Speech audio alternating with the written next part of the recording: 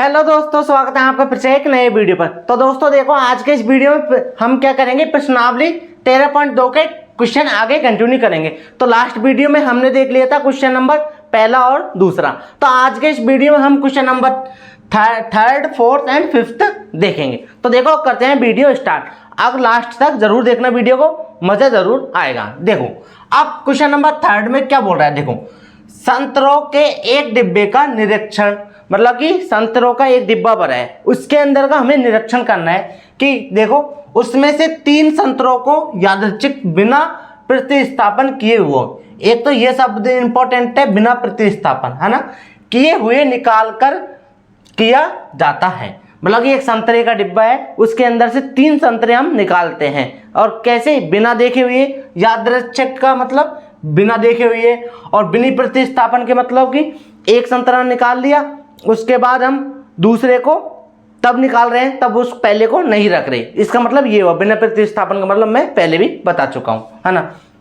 आगे देखो क्या कह रहा है। यदि तीनों निकाले गए संतरे अच्छे हों तो डिब्बे को बिक्री के लिए स्वीकृत कर लिया जाता है, एक्सेप्ट कर लिया जाता है ना, अन्यथा अस्वीकृत कर देते हैं। एक डिब्बा जिसमें 15 संतरे हैं। अब देखो हम यहाँ से स्टार्ट करेंगे। अब हमारा क्वेश्चन तो यहाँ से स्टार्ट हुआ, जो हमें डेटा चाहिए वो, है ना। एक डिब्बा जिसमें 15 संतरे हैं। टोटल संतरे कितने हैं? 15, जिनमें से 12 अच्छे हैं और 3 खराब संतरे हैं। के बिक्री के लिए स्वीकृत होने की प्रायिकता क्या होगी? अब बिक्री के लिए स्वीकृत कब होंगे? जब हमारे पास जो संतरे निकाले गए हैं, तीनों संतरे, वो क्या होंगे? अच्छे संतरे होंगे। तो अच्छे को तो लेगा कोई लेने वाला, ये तो है नहीं कि बुरे वाले संतरों को ले लेगा। तो देखो क्या होगा।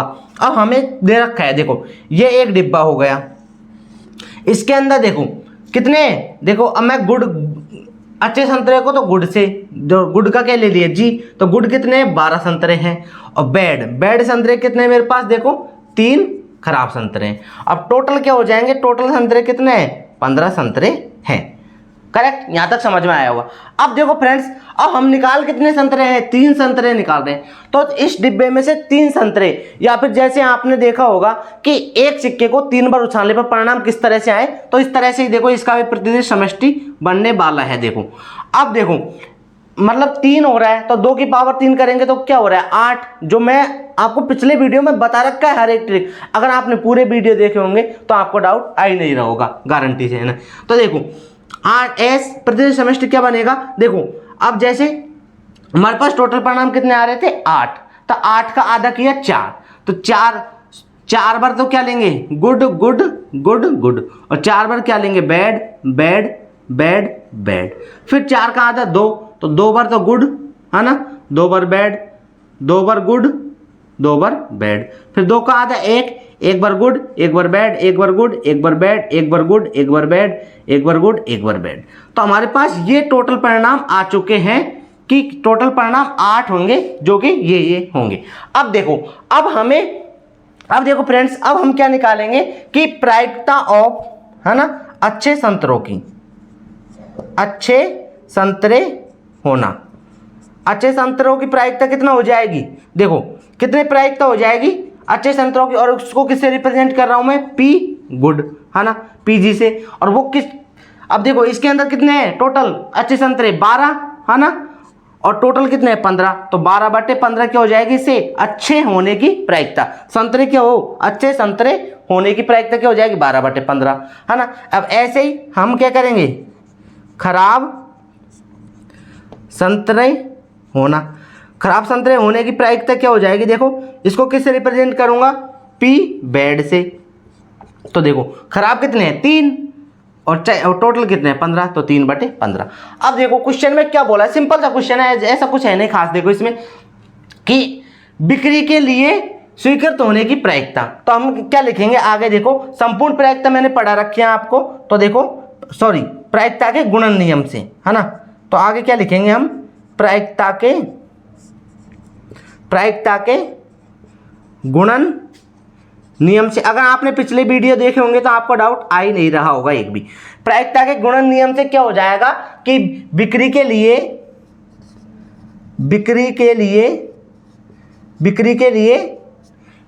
क्या बोल रहा है? स्वीकृत होने की प्रायिकता, स्वीकृत होने की प्रायिकता, स्वीकृत होने की प्रायिकता क्या आ जाएगी? देखो अब हमारे पास देखो स्वीकृत कब होगा? जब तीनों संतरे क्या होंगे? अच्छे होंगे। तो देखो क्या हो जाएगा, वो क्या हो जाएगा? तीनों संतरे देखो क्या होने चाहिए? गुड गुड होने चाहिए, तभी तो हमारे पास स्वीकृत होगा, तभी तो कोई लेगा उनको, है ना, बिक्री के लिए। तो क्या हो जाएगा? गुड गुड एंड गुड, है ना, ये हो जाएगा। अब देखो अब आगे क्या होगा? अब गुड गुड, हमें गुड संतरे की प्रायिकता क्या है? और हम 12/15 है। अब आगे क्या करेंगे? देखो इन सब में तीनों में एक साथ हो गए। अब मैंने लिख दिया है यहाँ पर, देखो एक रेड पेन से आपको मार्क करके बता देता हूँ कि प्रायिकता के गुणन नियम से। तो ये आपने पढ़ा होगा, मैंने पीछे बता रखा है वीडियो में, अगर नहीं पढ़ा है तो वीडियो के डिस्क्रिप्शन में जाइए, सारी चीज बता रखी है, जो जो इस प्रश्नावली के अंदर काम आने वाली है वो उनका अलग से वीडियो बना रखा है ना। देखो तो देखो प्रायिकता के गुणन नियम से क्या हुआ कि एक अच्छे संतरे की प्रायिकता क्या हो गई? 12/15। अब हमें क्वेश्चन में बोल रखा है कि आगे बिना प्रतिस्थापन के, मतलब कि हमने एक संतरा निकाल लिया पहले, उसके बाद उसको हम वापस से नहीं रख रहे, तो कितने संतरे रह गए फिर डिब्बे के अंदर? 15 में से 14 रह गए। और सही, अब हमने निकाला जो संतरा वो क्या है? सही संतरा है। तो सही संतरे कितने हैं? 12, और उसमें से एक निकाल लिया तो कितने रह जाएंगे? 11। तो आगे आने वाली प्रायिकता क्या हो जाएगी? 11/14। अब ऐसे ही दो संतरे निकाल लिए तो 15 में से 2 गए तो कितने बचेंगे? 13 संतरे बचे। और उसके बाद 2 सही संतरे निकाल चुके हम, तो तीसरा भी हमारा सही निकलेगा ना। तो 11 संतरे बचे थे उसके बाद। अब तीसरा निकालने के लिए क्या करेंगे? वही 10/13 इस तरह से कर देंगे। तो इन सबको काटो, देखो 5 दूनी 10, 5 तिया 15 और 3 चौक 12, है ना।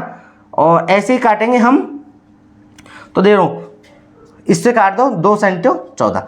तो देखो 11 चौक 44, है ना। आइयो फ्रेंड्स आपको दिख रहा होगा ये, तो 11 चौक 44 और 13 सत्य 91, तो 44/91 इसका क्या हो जाएगा? करेक्ट आंसर हो जाएगा। तो आइए फ्रेंड्स ये क्वेश्चन बड़ा ही अच्छे से आपको समझ में आया होगा।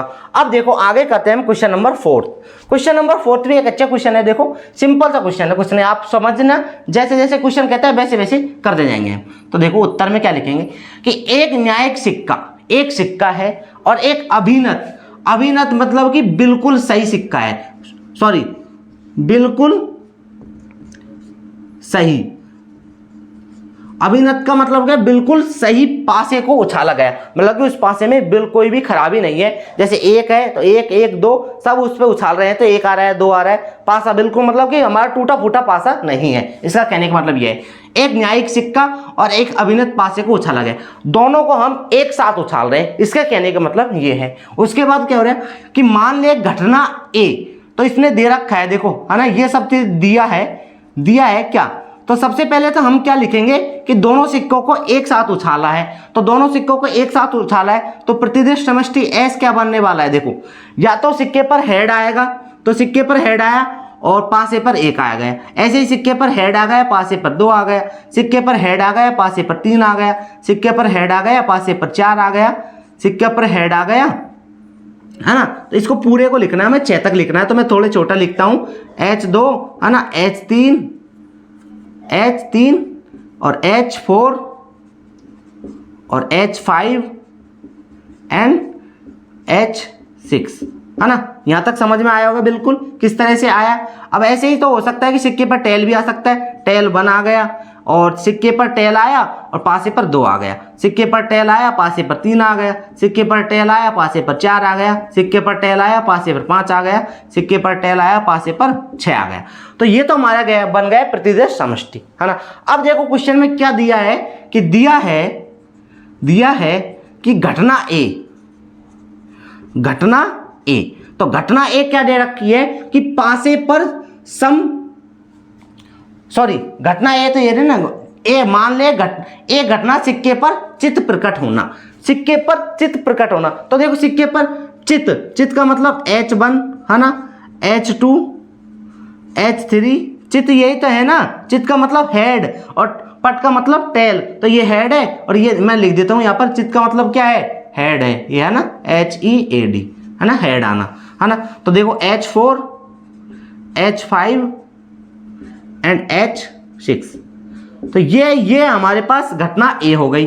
अब आगे क्वेश्चन में घटना बी भी दे रखी है कि घटना बी, तो यहां से अगर निकालना चाहो आप तो क्या निकाल सकते हैं? प्रायिकता ऑफ ए, कि घटना ए की प्रायिकता क्या हो जाएगी। अब हमारे पास देखो ये कितने हैं 6 और ये कितने परिणाम है टोटल 12 है ना, तो ये कितने हैं 6, तो 6/12 क्या हो जाएगी पी ए हो जाएगी। और ऐसे ही घटना बी, तो घटना बी देखो, घटना बी क्या दे रखी है कि घटना बी क्या है मेरे पास, पासे पर संख्या 3 प्रकट होना, तो पासे पर संख्या 3। अब देखो 3 कब प्रकट होगी, जैसे टेल 3 आ गया और हेड 3 आ गया, तो पासे पर एक तो हेड के साथ 3 आ जाएगा और एक टेल के साथ 3 आ जाएगा, है ना, ये हो जाएगा। तो ऐसे यहाँ से मैं प्रायिकता ऑफ बी निकालना चाहूँगा, तो क्या आ जाएगा मेरे पास, ये कितने हैं 2 और टोटल परिणाम कितने हैं 12, तो 2/12 आ जाएगी। अब ये सब चीज़ क्यों निकाल रहा हूँ मैं, क्योंकि देखो आगे क्वेश्चन में क्या बोल रखा है कि निरीक्षण कीजिए कि घटना ए और बी स्वतंत्र है या नहीं। तो इसके लिए मैं क्या करूँगा कि पी ए इंटरसेक्शन बी, ये मैं बता चुका हूँ, अगर ये घटना स्वतंत्र होंगी तो क्या होगा कि P A into P B होगा, है ना। तो देखो पी ए इंटरसेक्शन बी चाहिए मुझे, तो सबसे पहले मैं क्या निकालूंगा, देखो यहाँ से ए इंटरसेक्शन बी भी निकाल लेते हैं, उसके बाद हम इसको लिख देंगे, है ना। तो देखो कि ए इंटरसेक्शन बी, अब देखो ए में, घटना ए में और घटना बी में कॉमन कौन कौन सा है, घटना ए ये रही और घटना बी, इसके अंदर कॉमन कौन सा है H3, है ना, टी तो है ही नहीं इसके अंदर, तो H3। तो अगर मुझे यहाँ से चाहिए प्रायिकता ऑफ ए इंटरसेक्शन बी, तो ये क्या हो जाएगी मेरे पास 1/12, है ना, टोटल कितने हैं 12 परिणाम है, तो 1/12 हो गई। अब क्या करेंगे वही कि पी ए इंटरसेक्शन बी क्या होता है मेरे पास, P A into P B, अगर ये बराबर हुए तो घटना क्या है स्वतंत्र है और अन्यथा स्वतंत्र नहीं है।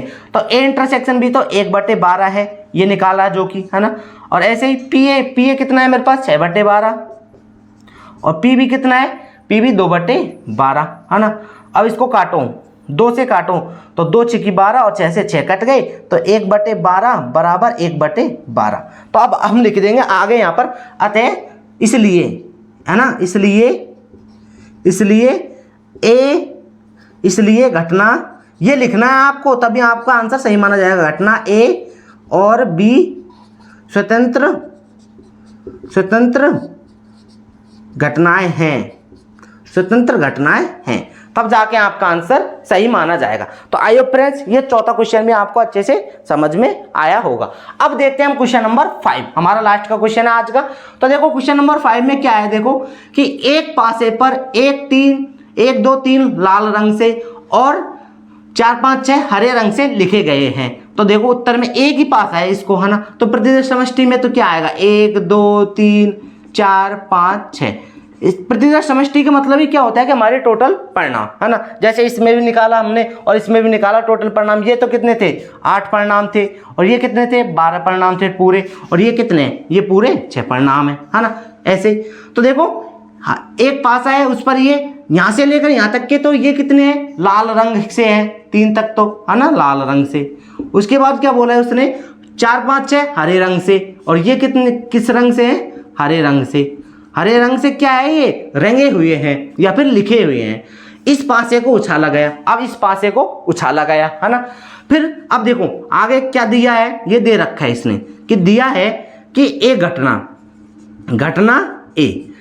ए क्या दे रखी है कि संख्या सम है, जो आ रहा है हमारे पास उछालने पर घटना ए, तो वो क्या है सम संख्या, तो सम संख्या 2 4 एंड 6, 2 4 6, सीधी सी बात है। तो यहाँ से मैं पी ए निकाल सकता हूँ। अब पी ए क्यों निकाल रहा हूँ, क्योंकि इसमें भी देखो ए और बी को स्वतंत्र चेक करना है हमें, है ना। तो देखो प्रायिकता ए कितनी हो जाएगी, ये कितने परिणाम है 3 और टोटल कितने हैं 6, तो 3/6, सिंपल सी बात है। अब इसको काटना चाहो तो काट दो, नहीं तो लास्ट में जाके हम काट लेंगे। तो आगे ऐसे ही घटना बी, तो घटना बी क्या दे रखी है मुझे, देखो घटना बी क्या है संख्या लाल रंग से लिखी गई है। तो लाल रंग से कौन कौन सी संख्या है 1 2 3, 1 2 एंड 3, ये संख्या लाल रंग से लिखी गई है, ये लो, है ना, इसको बड़े कोष्ठक में रख दो, है ना, सिंपल सी बात ये। तो घटना बी पी बी कितनी हो जाएगी, वही 3/6 हो जाएगी। अब ए इंटरसेक्शन बी चाहिए, ए इंटरसेक्शन बी, तो ए इंटरसेक्शन बी देखो घटना ए और घटना बी, इनमें कॉमन कौन सी चीज़ है, एक ही आ रही है 2, बस ये 2 कॉमन आ रहा है तो 2 आ जाएगा, है ना।